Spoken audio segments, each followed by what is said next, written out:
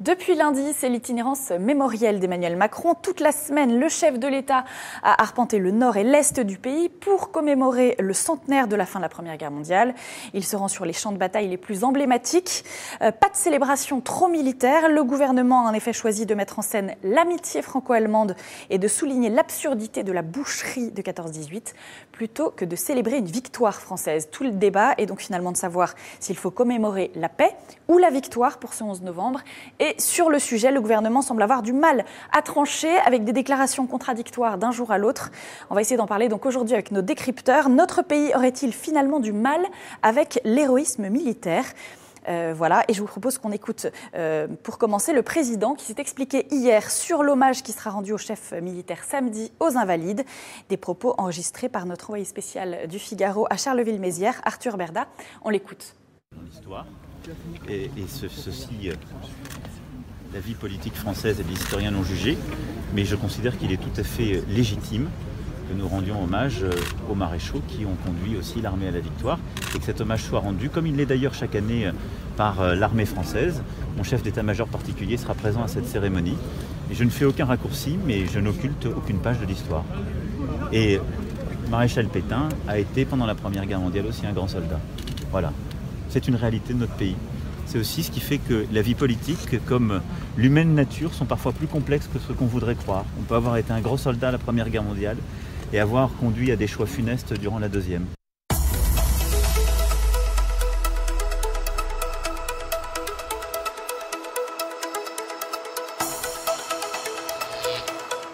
François-Xavier Bourmeau, bonjour. Bonjour. Vous êtes grand reporter au service politique du Figaro. On vient de l'entendre, le maréchal Pétain a aussi été un grand soldat.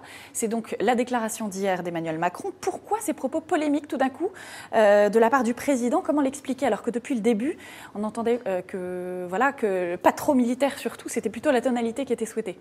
Oui, alors justement, dans la commémoration du centenaire de la Première Guerre mondiale, c'était très difficile d'éviter cet écueil incontournable en fait, du maréchal Pétain. Alors Emmanuel Macron pensait vraisemblablement pouvoir s'en sortir avec cette petite phrase qu'il lâche un peu au débeauté comme ça dans le cadre d'un bain de foule, une interrogation sur le terrain. Il n'avait peut-être pas prévu. Voilà, il n'avait sans doute pas prévu que ça secourait autant l'âme française.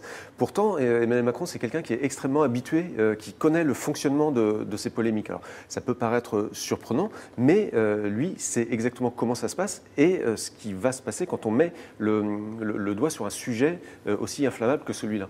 Ce que ça peut engranger derrière. Et malgré tout, pourtant, hier soir, en fin de journée, l'Élysée a fait volte-face en indiquant sur Twitter que seuls les maréchaux présents aux Invalides, c'est-à-dire le maréchal Foch, Lyautey, Franchet d'Esperet, Monoury et Fayolle, seront honorés samedi. Exit donc le maréchal Pétain. C'est pas très facile à suivre, c'est un peu le rétropédalage finalement. Oui, alors déjà, il parle de rendre hommage aux maréchaux, mais on verra ça sans doute tout à l'heure avec les historiens qui sont avec nous dans l'émission. Le maréchal Pétain, enfin, n'est plus maréchal. Il a été destitué, il me semble, de son titre. Et l'hommage, effectivement, que voulait rendre Emmanuel Macron dans son esprit, il y a vraisemblablement une maladresse dans l'expression. C'est plutôt donc une forme d'imprécision qui a été exploitée et qui est montée en mayonnaise, mais en réalité, voilà. Les choses n'étaient pas très claires. La polémique qui naît de ce propos, c'est une sorte de marque de fabrique du macronisme, parce qu'Emmanuel Macron, depuis qu'il est ministre de l'économie, c'est-à-dire quand il fait son entrée dans le champ politique, il est confronté à ce type de polémique. Alors, elle porte sur des sujets qui n'ont rien à voir. Hein. C'était avec l'économie quand il était ministre de l'économie. Là, on est sur un sujet historiel. J'ai retrouvé une phrase, le texte d'une intervention d'Emmanuel Macron qu'il a prononcée fin 2014. C'était dans un forum où il rencontrait des acteurs économiques. Et voilà ce que disait Emmanuel Macron à l'époque. Dire les choses, c'est très dur avec la presse d'aujourd'hui. Elle n'a qu'une obsession, ce sont les petites phrases. Elle prend un bout d'une phrase que vous avez pu dire, elle le met dans un flipper et vous êtes parti. Vous avez dit un mot, on vous le reproche et ce mot-là est balancé partout. On va voir le voisin pour lui demander s'il est d'accord avec le mot en question. Le voisin ne sait généralement pas ce que vous avez dit, mais il a entendu le mot et il le commente. Et le lendemain, on vous reproche, enfin les mêmes journalistes qui vous ont reproché de dire le mot, disent c'est infernal avec les politiques. Aujourd'hui, ils font plus que de la langue de bois. C'est tout à fait le scénario. C'est l'analyse que formule Emmanuel Macron il y a 4 ans, c'est exactement ce qui se déroule aujourd'hui. Le mécanisme de la polémique, il est analysé, théorisé dans le fonctionnement par Emmanuel Macron. On peut penser qu'en évoquant le maréchal Pétain, il sait ce qu'il fait, même si l'ampleur de la polémique lui échappe peut-être aujourd'hui. Alors, de façon plus générale, qu'est-ce que vous pensez de l'attitude d'Emmanuel Macron durant toute cette semaine mémorielle? Est-ce qu'il est bon? Est-ce qu'il est crédible dans cet exercice très solennel? Alors, pour répondre à cette question, il faut voir quel était l'enjeu pour Emmanuel Macron de cette séquence. Et il s'agissait pour lui d'en finir en fait avec une période de 4 mois durant laquelle il était totalement secoué, sans doute pour la première fois aussi violemment depuis le début de son quinquennat. Il y a eu l'enchaînement de l'affaire Benalla à l'été, le remaniement et les démissions surprises de Nicolas Hulot et de Gérard Collomb à la rentrée. Ensuite, il y avait une polémique déjà sur le prélèvement à la source. Et puis, enfin, bref, Emmanuel Macron ne se sortait pas de cette période-là. La séquence de l'itinérance mémorielle, ça visait à le représidentialiser, à le remettre au contact des Français, quitte à ce que ça heurte un petit peu, à ce qu'il y ait des turbulences. Mais il s'agissait de le réinstaller sur son piédestal jupitérien, tout en montrant en même temps que le président de la République était un homme comme les autres. C'était la séquence fatigue où il est parti se reposer à Honfleur pour préparer cette semaine marathon. Ce voyage dans l'Est. Donc l'enjeu, c'était de se représidentialiser. Au bout de 5 jours, enfin on est dans la 5e journée, est-ce qu'il y a réussi? On voit qu'il s'est englué dans absolument toutes les polémiques, quasiment une par jour depuis le début de l'itinérance. Donc la réponse pour l'instant, c'est non. Il n'a pas réussi, il n'a pas atteint l'objectif qu'il s'était lui-même fixé. Donc pour l'instant, ça ne fonctionne pas. Comment est-ce qu'il a été accueilli sur place? Ça ne fonctionne pas. Est-ce que ça, pour le coup, il est bon là-dessus, dans ce dialogue direct avec les populations qu'il a pu rencontrer? Alors on voit effectivement dans le contact avec les Français sur le terrain, il est assez cash, assez direct. Il y a effectivement des critiques. On entend aussi sur le terrain des encouragements, des applaudissements. Tout ça est assez mêlé, mais il faut bien observer quand on prend un peu de champ que le déplacement d'Emmanuel Macron est extrêmement encadré. C'est-à-dire que vous ne pouvez pas l'approcher si vous n'avez pas franchi 2, 3, 4 barrages de sécurité organisés par les forces de l'ordre. Vous avez vu récemment qu'il y a eu des personnes d'ultra-droite qui ont été arrêtées parce qu'elles étaient suspectées de fomenter une action violente contre le président de la République. On sent bien, quand on est sur le terrain avec lui, qu'il y a cette dimension de sécurité autour de la personne d'Emmanuel Macron, du chef de l'État. Ultra maîtrisé. Voilà, qui filtre quand même les personnes auxquelles ils se confrontent sur le terrain. Donc il y a sans doute un choix, une sélection qui est opérée dans les Français qu'il rencontre. Mais vous sentez que les Français sont quand même réceptifs à cette attitude qu'il adopte pendant cette semaine, vraiment dédiée à cela, à cette mémoire qu'il compte faire? Est-ce que les Français sont sensibles à cette attitude? Alors sur le fond de l'itinérance mémorielle, qui est donc commémorer la fin de la Première Guerre mondiale, le message est brouillé. Parce qu'il a été percuté dans les premiers jours par tout l'épisode sur la hausse des prix du gasoil. Et là, il est percuté par la polémique sur Pétain. On ne voit pas, pour l'instant, se dessiner un axe clair sur le message du président de la République sur la fin de la Première Guerre mondiale. Il essaye, c'est dans les discours qu'il prononce, mais pour l'instant, ce n'est pas tout à fait clair. Alors, il faut voir aussi que c'est une montée en puissance, cette itinérance mémorielle, et que ça va culminer le 11 novembre avec son discours prononcé sous l'Arc de Triomphe devant une centaine de chefs d'État étrangers et de dirigeants d'organisations internationales. Alors, un petit mot juste sur cette expression itinérance mémorielle, cette sémantique un peu pompeuse. Est-ce qu'on peut l'expliquer? Est-ce que vous savez d'où elle vient? Alors, c'est un terme qui a été trouvé dans l'équipe qui préparait cette séquence de commémoration. L'idée, c'était quand même de trouver un mot logo qui permette d'identifier immédiatement, de renfermer toute cette séquence dans un seul mot. Ça a été itinérance mémorielle, ça aurait pu être chemination, souvenir rationnel, pourquoi pas. Il fallait en tout cas un mot qui marque les esprits et qui permette d'identifier toute cette semaine. On voit que la reprise du mot et l'inscription du mot dans les médias, la presse écrite, radio ou télé, ça a fonctionné. En tout cas, on peut trouver que ce mot est un peu pompeux, qu'il est un peu décalé, enfin, on peut le critiquer, mais en tout cas, il est inscrit. De ce point de vue-là, l'opération a fonctionné. Une semaine de commémoration qui a suscité en tout cas de vives réactions, on l'a un petit peu dit. Et pour certains, le choix du gouvernement ne porte pas assez sur le fait guerrier. C'était en tout cas la position clairement défendue au début. Et pas assez sur une victoire militaire. Écoutez à ce propos Claude Deganay, c'est le député LR de la 3e circonscription du Loiret. Il était à l'Assemblée nationale le 31 octobre dernier. Écoutez. La bien mal nommée itinérance mémorielle du président n'aurait pas tout son sens si les commémorations du 11 novembre se retrouvaient vidées de leur essence militaire. Évoquer la réalité militaire du lourd tribut payé par nos soldats permet de perpétuer notre devoir de mémoire qui déjà s'efface au contact du temps. Célébrer la victoire ne signifie pas célébrer l'hécatombe. Célébrer la victoire ne signifie pas non plus célébrer le triomphe sur l'Allemagne. La paix en Europe s'apprécie d'autant plus qu'elle est mise en relief par la mémoire des conflits nous ayant opposés. Michel Goya, bonjour. Bonjour. Vous êtes historien, vous êtes ancien colonel des troupes de marine. Alors, est-ce que vous rejoignez les propos de Claude de Ganay qu'on vient d'entendre, qui estime que les commémorations de cette Première Guerre mondiale sont un peu vidées de leur essence militaire ? Oui, je suis sensiblement d'accord avec lui. C'est un conflit militaire. Le 11 novembre consacre pour moi la victoire, une victoire militaire, ce qui n'est pas un gros mot, ce qui n'est pas non plus incompatible avec la célébration de la paix, la célébration de la réconciliation. C'est juste la juste reconnaissance des choses et la juste reconnaissance du combat de nos soldats, tout simplement. Donc vous soutenez absolument ces propos. Ce jour du 11 novembre, alors on peut le dire déjà, donc ce sera dimanche, 60 chefs d'État seront présents, dont Donald Trump, Vladimir Poutine, Angela Merkel. Il n'y aura pas de défilé militaire pour commémorer l'armistice. Emmanuel Macron mettra donc plutôt l'accent, on l'a compris, sur la réconciliation franco-allemande et la paix retrouvée entre les Européens. Au nom de la paix des mémoires, qu'en pensez-vous ? Est-ce qu'il aurait pu faire autrement finalement ? Il aurait pu simplement prononcer quelques mots simplement. Un beau discours aurait suffi. Secrétaire d'État, Mme Narusek, lorsqu'elle était en Serbie, a évoqué la victoire, évoqué le succès des soldats français et alliés dans cette campagne. Donc c'est pas impossible, c'est juste rétablir un fait historique qui ne doit pas percuter. Là aussi, il y a un mélange, une confusion entre le passé, entre l'histoire et la mémoire, entre l'histoire et le présent. Célébrer la victoire, pour moi, ça n'engage à rien le passé. Ça n'a rien, par exemple, de belliciste, ça n'a rien de militariste. Ça, c'est une vision très passéiste des choses, quoi. Donc, le patriotisme, la victoire, des héros, si on va sans doute en parler ensuite, ça fait partie aussi de la Grande Guerre, et je pense qu'il faut évidemment les évoquer.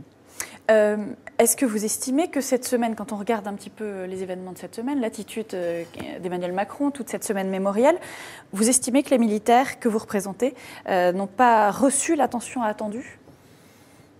Non, je dirais pas ça. On a parlé par exemple de Maurice Genevoix, qui rentrera au Panthéon. Donc il y a une reconnaissance, il y a un hommage qui est rendu effectivement au combat des soldats, à leur sacrifice. C'est effectivement très bien. Voilà, je regrette simplement qu'on n'insiste pas un petit peu sur cette notion de victoire, de patriotisme. Patriotisme, voilà, tout simplement.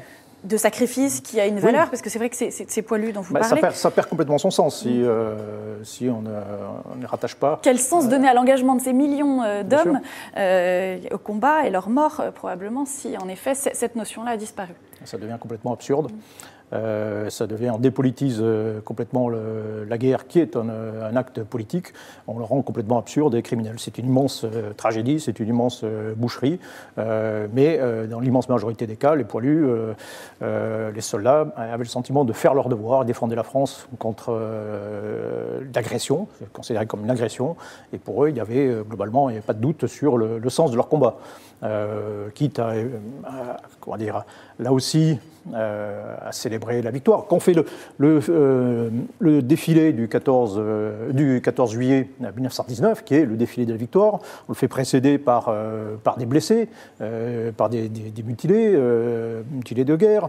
Donc on rend hommage à la fois au sacrifice, on reconnaît l'importance de l'effort, l'importance des souffrances que ça a coûté, mais on reconnaît aussi la victoire.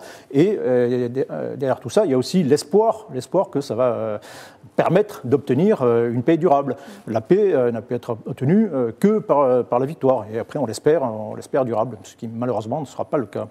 C'est un petit peu le sens d'une internaute qui est avec nous, Batajac. Dans tous les cas, la guerre est meurtrière de chaque côté. Nous devons donc fêter la paix, honorer les principaux protagonistes ayant œuvré pour cette paix. On salue également Samir, Sylvie, Dominique, Sandrine et Peggy qui sont avec nous sur le site du Figaro, qui suivent attentivement cette émission. Dernière question, Michel Goya. Ces commémorations historiques, ces anniversaires qui sont célébrés largement et très médiatisés, pourquoi est-ce que c'est important pour un pays comme la France? Est-ce qu'ils sont importants justement pour regonfler ce sentiment patriotique ou faire mémoire, se souvenir? Qu'est-ce qui est le plus important? Alors d'abord, il faut bien distinguer l'histoire de la mémoire. Ce n'est pas le même exercice. L'histoire, ce sont des faits. Alors on peut les interpréter éventuellement de manière différente. Nicolas Offenstadt et moi, on ne va pas forcément les voir de la même façon, mais il y a des faits historiques. Et puis il y a la mémoire. La mémoire, c'est une sélection de faits ou de personnages à des fins exemplaires. Voilà, on estime qu'il faut leur rendre hommage parce qu'ils représentent quelque chose et qu'ils représentent d'une certaine façon un modèle. Donc quand Emmanuel Macron parle du général Pétain, de son action, au départ, il cite un fait historique. Le général de Gaulle ou même Jacques Chirac ont tenu sensiblement les mêmes propos. Dire que c'est un grand général, qu'il a œuvré pour la victoire, que c'était un grand artisan de la victoire, c'est un fait historique. Maintenant, lui rendre hommage, c'est autre chose. Je pensais, pour ma part, que ce n'était pas forcément une bonne idée de faire une célébration des maréchaux, déjà. Que les soldats de 2018 rendent hommage à ceux de 1918, bon, je trouve ça normal et tout à fait bien. Je pense, pour ma part, qu'il aurait été préférable de mettre en avant tout un ensemble de soldats de tout grade, de Albert Roche jusqu'au maréchal Foch, qui se sont particulièrement illustrés. Mais là, on est dans un acte effectivement de mémoire, de sélection. On peut sélectionner ces héros, là aussi, ce n'est pas un gros mot, pour ce qu'ils ont fait pour la Grande Guerre, pendant la Grande Guerre, mais aussi pour le reste de leur vie exemplaire. Et donc je pense qu'on pouvait effectivement célébrer l'armée française sans avoir à rendre hommage au général Pétain, futur maréchal, qui a été frappé de l'indignité, et à juste titre, qui a été frappé de l'indignité nationale. Oui, mais donc c'est la distinction entre un homme militaire et un homme politique qui est très importante dans ce genre de cas à faire. Oui, vous parlez du maréchal Pétain. Oui, mais pas forcément. Je veux dire, personnellement, je vomis complètement tout ce que peut représenter le régime de Vichy. C'est une ignominie dans notre histoire, incontestablement. Mais en même temps, je reste plutôt admiratif de l'œuvre, du travail du général Pétain, de l'homme de Verdun, de l'homme de la réorganisation de l'armée française, qui a conduit les combats aussi de 1918, de la victoire.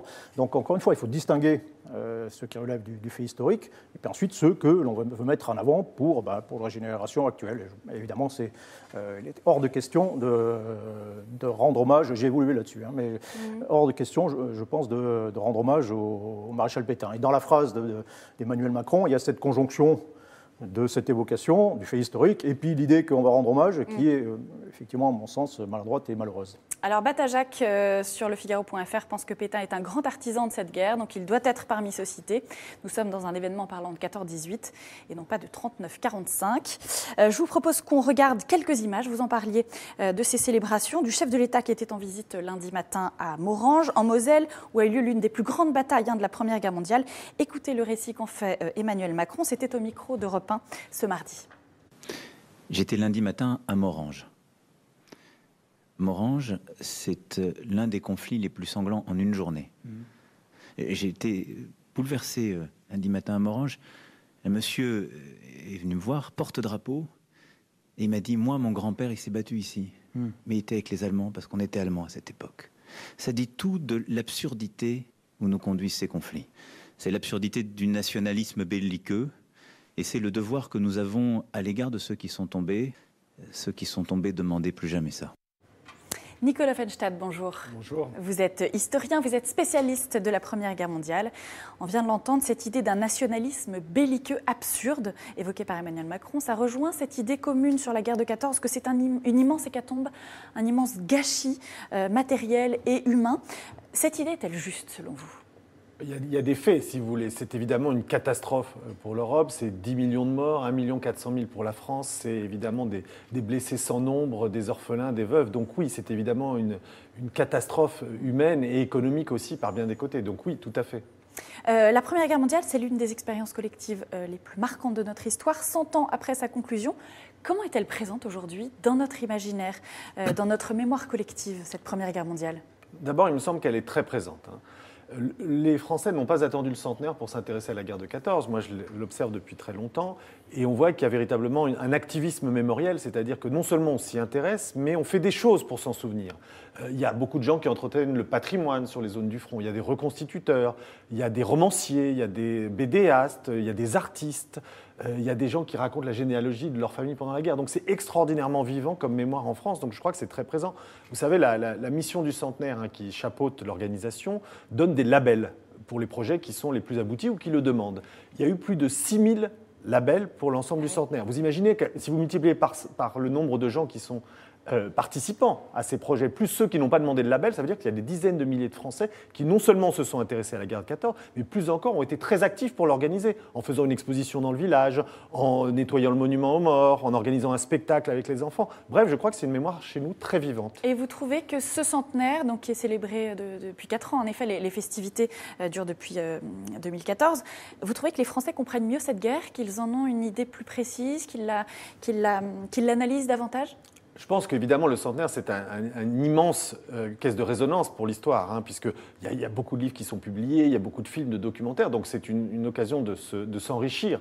Mais je crois qu'encore une fois, avant le centenaire, déjà, il y avait énormément de production, plus que dans d'autres pays en France. Donc je pense que cet intérêt était déjà là, et cet intérêt au sens même de connaissance tout à fait précise.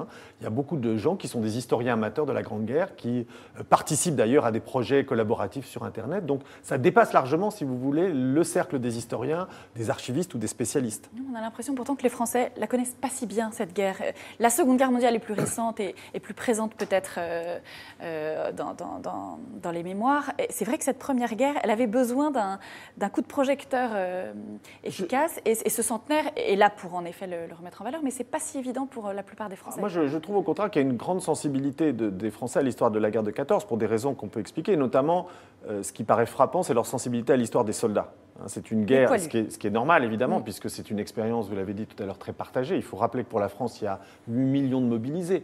Donc ça veut dire évidemment une expérience très partagée aussi avec les anciennes colonies. Donc c'est vraiment une expérience collective. Tout le monde n'a pas la même expérience. C'est pas la même chose si vous étiez un artilleur ou si vous étiez un fantassin. C'est pas la même chose si vous étiez dans les Vosges en 1915 ou en Champagne. Donc il y a des expériences différentes, mais évidemment c'est une expérience très collective. Donc ça crée aussi une mémoire beaucoup plus partagée.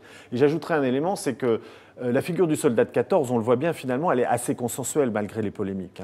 Cette idée que le soldat a fait son devoir, qu'il a souffert dans les tranchées et qui parfois il s'est rebellé contre des ordres qu'il considérait comme imbéciles, tout ça de gauche à droite sous des formes différentes. Bien sûr qu'il y a des nuances selon les perceptions, selon le spectre politique, mais il y a quand même finalement l'idée que c'est une figure qui est extraordinairement présente parmi nous et qui fait réfléchir sur le passé. Est-ce que c'est une guerre dont le patriotisme français, en tout cas, a été inédit ? Est-ce que ça, c'est quelque chose qui reste de cette guerre, cette population française massivement mobilisée et très rapidement dans des conditions particulières ? Alors le patriotisme, d'abord, il n'est pas partagé par tous. Bien sûr, c'est un élément, une composante très importante de la guerre de 14-18. C'est une des motivations pour certains soldats, mais pas par tous. Par exemple, j'ai édité la correspondance d'une famille de Bourguignons, ça s'appelle la famille Papillon. Ils n'évoquent jamais le terme de patrie. Ils se battent pour faire leur devoir. Donc ça ne veut pas tout dire qu'ils ne sont pas engagés, mais tout le monde n'a pas un investissement idéologique ou un investissement strictement patriotique. La notion de devoir me paraît beaucoup plus forte et beaucoup plus présente quand on lit les textes des soldats. Et puis, il faut dire quand même que la guerre évolue. Ce n'est pas un bloc 14-18. Il est évident que la disposition des soldats en 1914 n'est pas celle qu'ils ont après des années de guerre dans les tranchées, après avoir souffert, après avoir vu mourir leurs camarades dans des conditions terrifiantes, après avoir vu ces offensives qui ne servent à rien, parce qu'il y a eu quand même beaucoup de ce sentiment de gâchis humain, de gaspillage, c'est le mot qu'employaient les soldats, des vies humaines. Donc on évolue, et la distance, si vous voulez, à l'engagement, il est aussi de plus en plus faible au fur et à mesure. On se dit, mais est-ce que ça sert vraiment ? Et très vite, les soldats, on est quand même de plus en plus assez de la guerre. Vous donnez un exemple qui m'a frappé. Il y a un soldat qui écrit en octobre 14, je commence à trouver la guerre longue. On est en octobre 14, parce qu'on ne s'attendait pas évidemment à ce qu'elle prenne cette tournure. Donc il faut aussi distinguer les périodes quand on réfléchit à ce qui peut motiver les soldats ou à ce qui peut au contraire leur donner l'envie que tout ça cesse au plus vite. Alors, est-ce que vous pouvez nous rafraîchir la mémoire pour terminer avant qu'on passe au débat, c'est l'occasion rêvée. Le 11 novembre, dans quelles circonstances cet armistice a été signé? Est-ce que vous pouvez nous rafraîchir Bien ces sûr, événements? alors c'est évidemment un peu long, mais je vais essayer d'être bref. L'armistice a été signé parce que, d'abord, les Français sont soutenus par les Américains. Donc, quand on dit que c'est une victoire française, ça n'a pas de sens. C'est une victoire des Alliés, déjà, puisqu'il y a évidemment les Anglo-Saxons et les Américains au premier chef, qui arrivent à partir de 1918 avec des troupes fraîches, et ça va jouer un rôle important. Alors, on discute de la balance exacte du rôle des Américains, mais il est indéniable, de même que le rôle de l'économie américaine. Donc ça, c'est le contexte, si vous voulez, international. Il y a des armées françaises qui sont renforcées par l'armée américaine. Le deuxième élément, et ça c'est fondamental, c'est l'effondrement économique et social des empires centraux. Si la guerre est perdue, elle n'est pas perdue avant tout militairement, elle est perdue parce que les armées n'ont plus le moyen d'être approvisionnées correctement, parce que la société allemande souffre énormément de la malnutrition, du manque de ravitaillement. Et donc ce sont des armées qui se débandent, pas seulement sur le plan tactique ou stratégique, mais parce qu'il n'y a plus assez d'approvisionnement, parce qu'il n'y a plus assez d'hommes valides. Vous savez, les divisions allemandes sur le front 1918, elles sont énormément réduites en hommes. Parfois même, elles se recomposent. Il y a des chefs qui apparaissent, qui rebricolent différentes divisions pour faire tenir. Donc on est dans un monde qui est en train de s'effondrer. Infernal. Qui s'est effondré notamment parce que les Allemands ont lancé une offensive au printemps 1918, qui était un peu le dernier espoir, et des offensives qui ont quand même une certaine réussite, puisque le front a été percé. Et puis finalement, ces offensives ont été arrêtées progressivement pendant l'été, et ça a été un immense découragement pour les soldats allemands.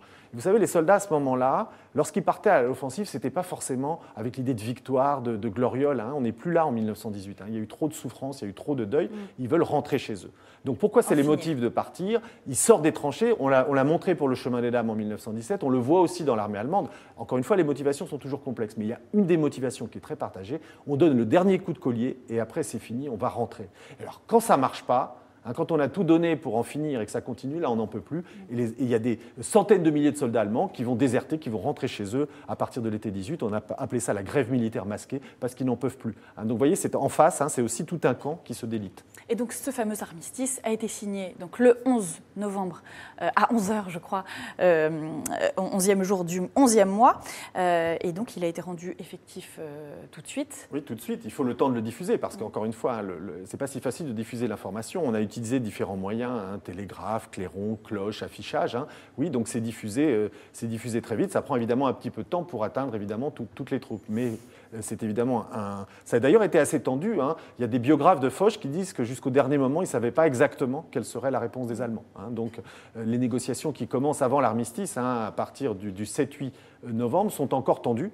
Parce que les clauses qui sont imposées à l'Allemagne sont extrêmement dures, donc c'est très compliqué pour les Allemands de négocier, même s'ils ne sont plus en situation en réalité de résister, ni militairement ni politiquement. Il y a quand même tout un ensemble de négociations jusqu'au dernier moment. Et un des arguments des Allemands pour essayer de demander que les clauses soient moins dures, c'est de dire, mais en Allemagne, vous savez, c'est la révolution qui est en marche, donc si on n'a pas de troupes pour réprimer, si vous nous privez de nos armes, c'est le triomphe du bolchevisme. Donc vous voyez, il y a encore des luttes, l'Allemagne est en révolution, c'est une situation extrêmement tendue encore début novembre. Merci beaucoup Nicolas Fenstadt pour toutes ces précisions historiques qui semblent importantes à quelques jours de ce 11 novembre. Alors des commémorations pour lesquelles il semble tout de même difficile de trouver le ton juste, on l'a un petit peu dit tout à l'heure, un passé difficile à regarder en face dans toute sa complexité, sa richesse. C'est ce qu'expliquait hier à l'Assemblée nationale le Premier ministre Édouard Philippe. On l'écoute.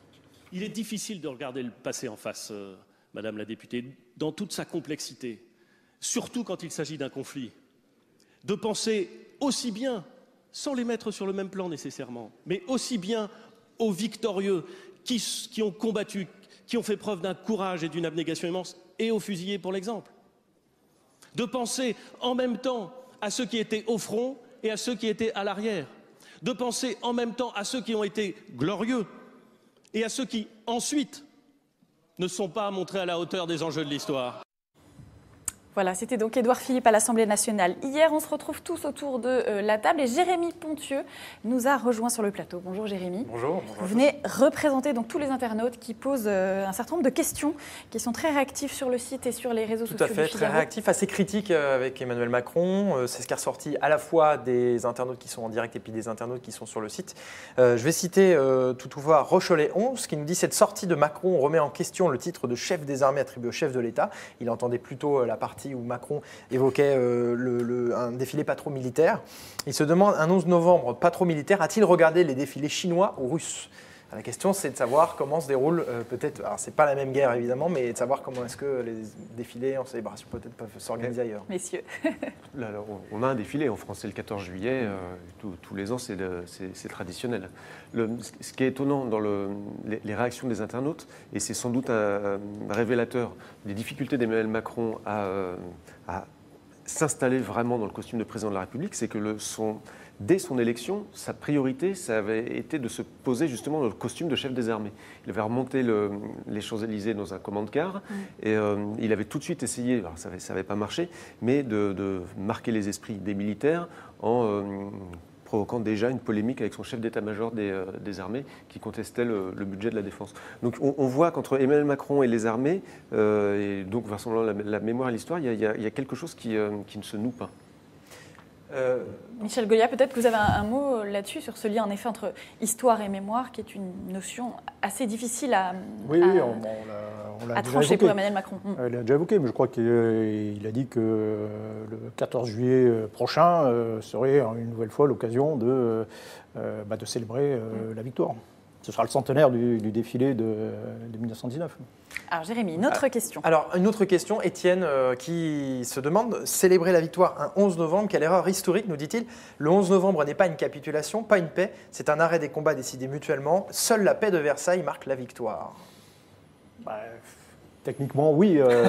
Oui, la paix, à la limite, même le traité de Versailles entre en vigueur le 10 janvier 1920. Donc, en droit, avec la paix avec l'Allemagne, c'est à ce moment-là. Le décret qui déclare la fin des hostilités en France, il date de mémoire, il date du 24 octobre 1919. Donc, oui, il y a une situation un peu floue après le 11 novembre, mais qui, de fait, consacre la victoire militaire. Nicolas Offenstadt. Oui, je crois qu'il faut revenir à la fois sur la notion de victoire et sur celle de ce que représente le 11 novembre.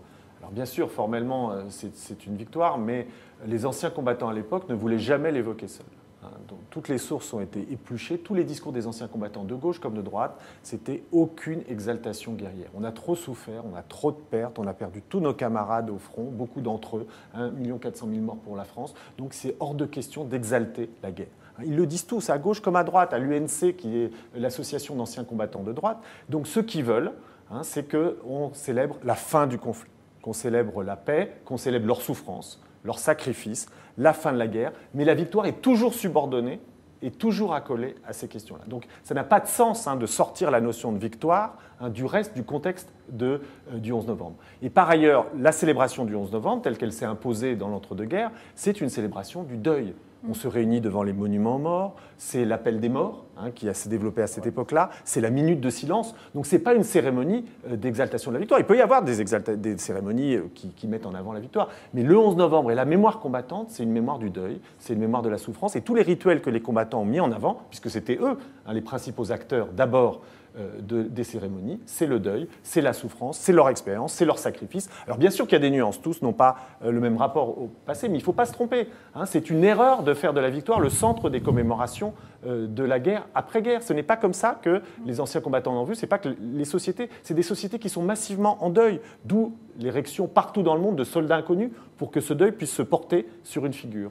Oui, Jérémy, d'autres réactions? Une autre réaction, Alt, qui, sur Alt à la croissance plus exactement, c'est le nom de l'internaute sur le Figaro.fr, dit « Il faut comprendre comment on en était arrivé là. Les inégalités, nous dit-il, la mégalomanie de la classe dirigeante, la stupidité du racisme. » Et Mashpro, une autre remarque, mais qui est en corrélation avec cette remarque, c'est la question de savoir comment est-ce qu'on peut connecter cette célébration avec l'époque d'aujourd'hui. Lui, nous dit-il, ça me rappelle ceux qui souffrent également de la guerre et des désordres du monde. Peut-être faudrait-il souligner pour les plus jeunes cette correspondance avec le présent. Est-ce qu'elle est assez faite ? Est-ce qu'elle n'est pas assez faite ?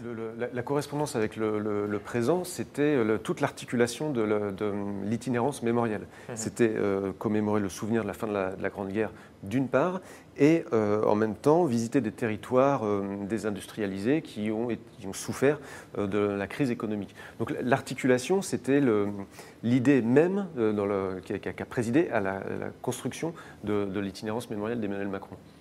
crois qu'il y a quelque chose qui est très important dans les remarques de vos internautes, c'est qu'effectivement, une commémoration, c'est toujours du présent.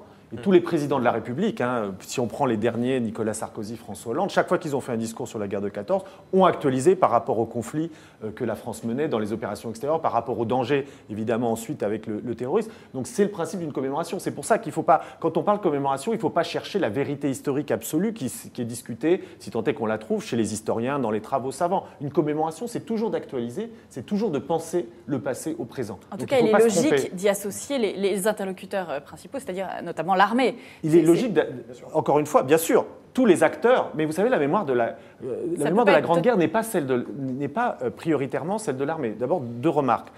On l'a dit tout à l'heure dans notre discussion en dialogue, la Grande Guerre appartient à tout le monde en France. Elle appartient à différents corps, elle appartient aux citoyens. C'est une armée de conscription, il faut le rappeler. Ce n'est pas une armée professionnelle en 14. Donc les soldats français partent, qu'ils le veuillent ou non, qu'ils soient patriotes ou antimilitaristes, ils sont obligés de partir en 1914. C'est pour ça qu'on ne sait pas ce que pensent tous, puisque de toute façon, quoi qu'ils pensent, ils partent.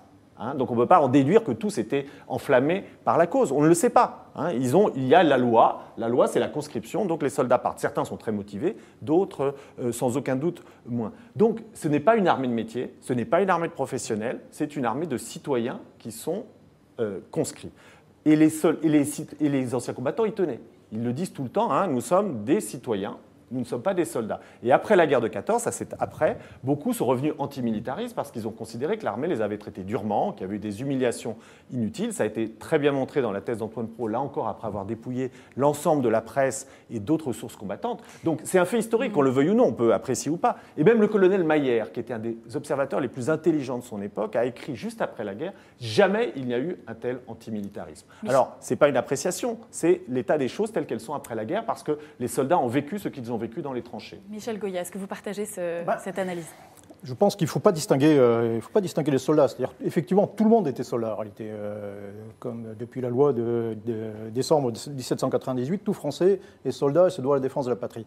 Le citoyen défend la cité. Donc tout le monde était soldat, d'actif ou de réserve, appelé ou professionnel. Mais tous les citoyens français, et encore les professionnels par exemple n'avaient pas le droit de vote, mais tous les citoyens français étaient soldats. Donc pour moi, ça n'a pas de sens de faire cette distinction. C'est les soldats eux-mêmes qui la font, c'est pas moi qui ai un avis sur l'histoire. Il faut quand même respecter la manière dont les gens se perçoivent à une époque. Et beaucoup de soldats faisaient une grosse différence entre l'active et la réserve et avaient beaucoup de prévention contre des officiers dont ils considéraient parfois qu'ils les traitaient mal. Pas tous, bien entendu. Non, mais d'accord. Mais rappelons aussi quand même que... toujours un peu aussi ce cliché de soldats envoyés à la boucherie par des officiers à l'arrière, planqués. Non, les professionnels meurent aussi et meurent autant que... Tout le monde est au même niveau à ce moment-là. Voilà. Il ne s'agit pas de mettre en cause les officiers, il s'agit de montrer comment les soldats percevaient les choses. Ce n'est pas du tout mettre en cause le courage ou l'engagement des officiers. Non, mais voilà. Après, oui, bien sûr qu'il y a remise en cause. Il y a remise en cause aussi par les professionnels eux-mêmes d'un certain nombre d'erreurs de commandement, de généraux incapables, dont beaucoup ont été limogés dès le début de la guerre. Bien sûr. Je vais vous donner un exemple qui m'a frappé. J'ai travaillé sur les textes d'Abel Ferry. Abel Ferry, peut-être que tout le monde ne le connaît pas, c'est le neveu de Jules Ferry. Donc vous imaginez, c'est le patriotisme de l'Est. On ne peut pas faire plus patriote, on ne peut pas faire républicain. Il est ministre et soldat. Et lui, il va aux tranchées. Donc il est à la fois parlementaire, ministre et soldat. Et il dit dans ses carnets en permanence, en 1915, c'est insupportable de voir comment le haut état-major ne tient pas compte des vies humaines et le gaspillage des vies humaines. Donc ce n'est pas les historiens après coup, c'est les gens qui ont eu ce sentiment. Et après coup, ce sentiment leur a pesé. Ce sentiment qu'on a gaspillé leur vie dans des attaques qui ne servaient pas à grand-chose, qui n'étaient pas toujours justifiées, qui n'ont mené à rien, c'est un ressenti très fort des anciens combattants, d'où leur distance à l'armée après la guerre. Tout à fait. Même le commandement lui-même a évolué.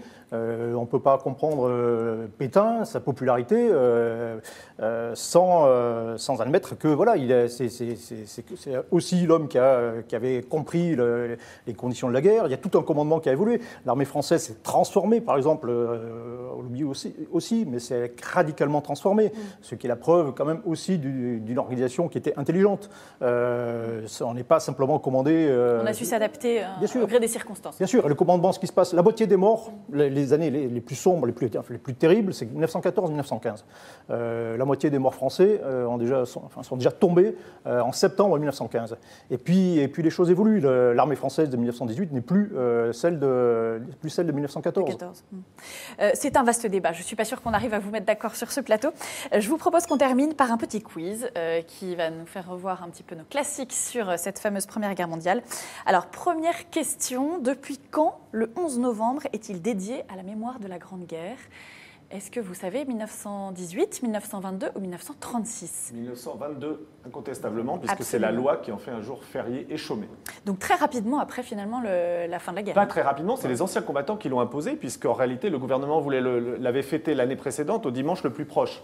Il voulait éviter d'avoir un nouveau jour férié. C'est les anciens combattants qui ont trouvé scandaleux que justement ce jour qui était celui de la fin de la guerre, de leur sacrifice, ne soit pas férié. Et on peut ajouter que c'était en 1920, donc un petit peu avant, que la dépouille d'un soldat mort à Verdun avait été choisie au hasard et placée dans une chapelle de l'Arc de Triomphe. Et puis quelques mois plus tard, dans le tombeau du soldat inconnu.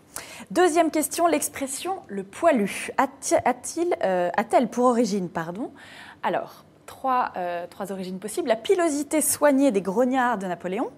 Est-ce que c'est plutôt la pilosité hirsute des soldats français de la Grande Guerre ou est-ce que c'est la paresse des soldats français de 1870 ? L'origine à la base de ce mot des poilus. Aucun des trois. En fait, le poilu, c'était quelqu'un dans l'argot militaire au XIXe siècle qui était viril, qui était courageux. Et c'est ensuite le fait que, donc ça vient du XIXe siècle, mais c'était indépendant d'une guerre, c'était simplement ce signe de virilité, de courage. Et c'est ensuite, quand évidemment les soldats dans les tranchées ont eu des difficultés à avoir une hygiène qu'on peut retrouver dans la vie civile, que le mot leur a été accolé. Donc c'est une prolongation, si vous voulez, d'un langage militaire du XIXe siècle. Du XIXe siècle. Qui perdure. Pour certains, qui perdure. On ne parle plus de poilu, on parle de velu. Mais c'est le même principe. Alors pour certains, c'est plutôt quand même, ça apparaît dès le XVIIIe, mais c'est attribué aux soldats de Napoléon qui portent de belles moustaches soignées. Ce serait l'origine de cette appellation. À préciser, selon les sources. Troisième question, laissé pour mort sur le champ de bataille en 1916. Il est fait prisonnier et tente de s'échapper 5 fois. De qui s'agit-il ? Winston Churchill, Charles de Gaulle ou Adolf Hitler ? Charles de Gaulle. Absolument, c'est Charles de Gaulle, bravo. Adolf Hitler, lui, avait été blessé à la jambe 2 ans plus tôt. Et voilà. Et Churchill, qui était évidemment présent pendant cette guerre, a dirigé la marine britannique en tant que premier lord de l'amirauté. Michel Goya doit pouvoir confirmer cette information. Oui.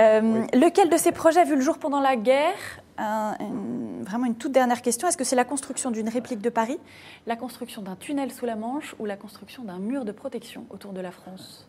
C'est la réplique de Paris. Oui. Alors, à tromper les bombardements. Tromper les bombardiers, c'est-à-dire qu'on crée une fausse ville de Paris, au nord de Paris, avec des lumières, des maquettes, et voilà, on essaie d'attirer d'une certaine façon les bombardiers allemands sur cette fausse ville. Absolument, c'est une bonne réponse. Alors, quelques constructions seulement ont vu le jour. Oui. Ça n'a pas été réalisé entièrement, mais le projet est en effet intéressant. Merci à tous les 3 d'avoir participé à cette émission, de nous avoir éclairé sur cette lourde semaine mémorielle et les festivités qui continuent tout le week-end. Je rappelle donc... Oui, lapsus révélateur, absolument. Vos derniers ouvrages, François-Xavier Bourmeau, Emmanuel Macron, Les coulisses d'une victoire, qui a été publié aux éditions de l'Archipel en mai 2017. Michel Goya, Les vainqueurs, comment la France a gagné la Grande Guerre aux éditions Talendier.